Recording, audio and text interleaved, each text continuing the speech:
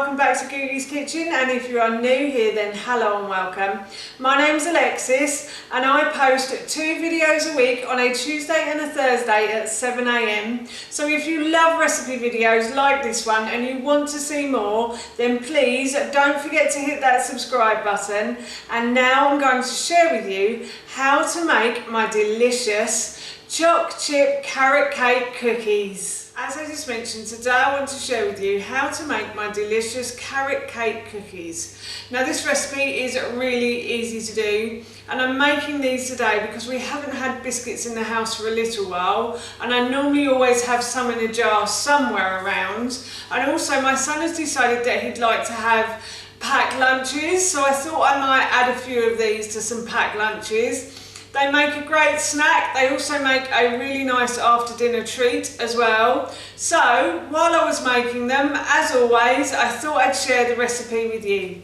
So here is how to make my delicious choc chip carrot cake cookies. First thing I'm going to do is I am going to add about 200 grams of oats to my blender. Now I use oats instead of flour to make biscuits with. It's not for any particular, well, it is for a particular reason. I have a gluten intolerance and these are gluten-free oats, and I find that if I grind these down and make these into like a flour, they tend to work really well in a cookie or a biscuit. So I'm going to add these, oh, if I don't spill them all over the place.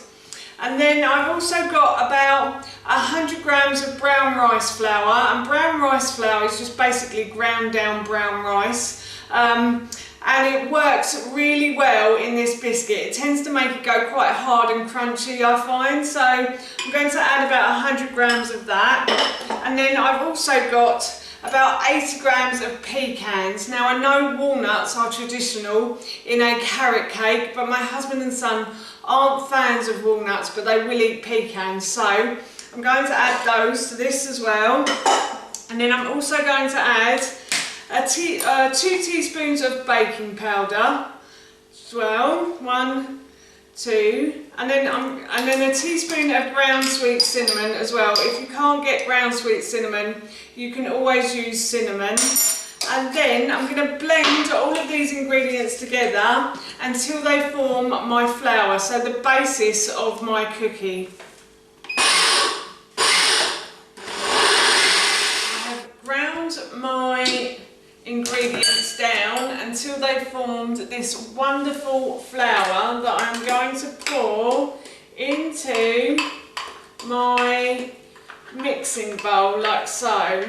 And once I've poured this in, I'm going to set these ingredients aside. I'll get my words out at some point today, I promise. And then I am going to, deal with my wet ingredients next. Now I'm going to deal with my wet ingredients, and in this bowl here I have 150 grams of vegan butter. You don't have to use vegan butter, you could use unsalted butter, or you could use ghee if you want to as well. I didn't have any ghee today, so I thought I'd just use vegan butter. And I'm also going to add 150 grams of coconut sugar to that as well. And then I'm going to blend these two together, so I'm going to mix these up now. So I've blended the coconut sugar and the butter together. If you don't have coconut sugar, then you can always use brown sugar. And now what I'm going to do is I'm going to add 1 large carrot that I had peeled and grated finely. So I'm just going to add that to my bowl. And I'm going to mix this in with the sugar and the butter now. Now I'm going to mix my flour and my butter mixture together. So I'm just going to fold in my flour like so until this forms a dough ball. So it's nice and doughy and you can make biscuits out of it. So I'm just going to continue to fold all the flour in now. My mixture is a little bit wet, so I'm just going to add a little bit more flour to see if that will help it to get a bit more solid. You want like a dough ball at the end of this. So I'm just adding some more brown rice flour, and if you can't get brown rice flour then you can always use plain flour in these as well. But yeah, I just want a dough ball type consistency, so I'm just going to keep adding a bit more flour. And after I've done this, so once it's gone to a dough ball, there you go, that's better. Yep. So now I'm going to add in my chopped chips. So I'm just going to pour those in and then fold those into the mixture as well. And this just adds a nice bit of chocolate. Sorry, that's a bit naughty, isn't it? But very nice. So yeah, the chocolate just adds a bit of crunch and a bit of extra sweetness as well. So I'm going to stop there and start rolling this out now. Now I'm going to roll out my cookie dough and make it into cookies. So I've got some flour in this jar. So this is my brown rice flour. Again, you don't have to use brown rice flour, you can use plain flour. And I'm just going to spread that across the base of the board, and then I'm going to grab some of this flour, and what I'm going to do is just pat it down into the dough. I might add a little bit more flour to that actually. And then I'm going to roll it out, and I've got my cookie cutter here. So I've just got a small cookie cutter. You can make these as big or as small as you want. This is the beauty of this recipe. The decision is entirely yours, and you can make these into different shapes as well. If you wanted to get really creative, you can make these into carrot shapes, I'm sure. But I'm just using a round cookie cutter today. So I'm just cutting the cookies, and I'm just going to put those onto a spare board. And I'm just going to repeat this process now until I've used up all of the cookie dough in that bowl. That cookie dough has made like a board and a half of cookies, which is fine.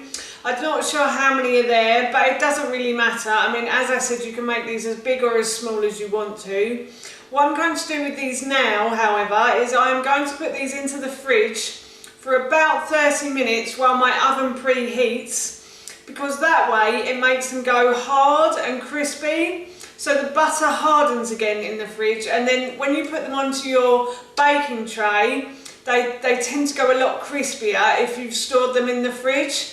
Don't ask me the science behind it, but I know that that works, and that's what I do with every single batch of my biscuits, is I always put them into the fridge before I then put them in the oven on the baking trays. So that's what I'm going to do now. So now I'm going to preheat my oven to 200 degrees. My oven has preheated, and my cookies have been in the fridge for a good half an hour now, so they're lovely and cold. And what I'm going to do now is I'm going to transfer them to the baking trays. Now you might notice that my baking trays look slightly different.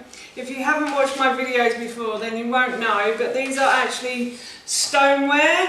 And I bought this one from Pampered Chef and this one from Amazon. And the reason I like to use stoneware is because it cooks everything evenly. So it takes out all of the badness from the food and it just leaves the goodness in there. So cooking fish fingers on these is delicious, it's amazing. They do cook the fish fingers really well, I have to say. Not that we have fish fingers a lot in this house, but if we do, then I tend to like to cook them on the stoneware. And the reason I'm using, and so if you don't have stoneware, then you could always use baking trays, it really doesn't matter, with greaseproof paper on. So I would grease the greaseproof paper with a bit of oil and then just put the cookies onto the baking trays. And yeah, so I'm just putting these onto my stoneware now, and I'm just going to continue to do this. So I've transferred all of my cookies onto the stoneware, and I'm going to put these into the oven now for about 15 to 20 minutes, or until they go golden brown. So I think my cookies, yep, they're a lovely golden brown colour now. And what I'm going to do is I'm going to take these out of the oven and I'm going to leave them to cool on a cooling rack for a while. that's how you make my delicious choc chip carrot cake cookies, and I will link the recipe in the description box below for you. I'm off to have one of these with a cup of tea now, and I cannot wait. They smell so good. So that's it from me. Thank you so much for watching. Please feel free to give me a big thumbs up if you enjoyed this video, and please feel free to leave any comments below. And please don't forget to hit that subscribe button. See you all soon. Bye.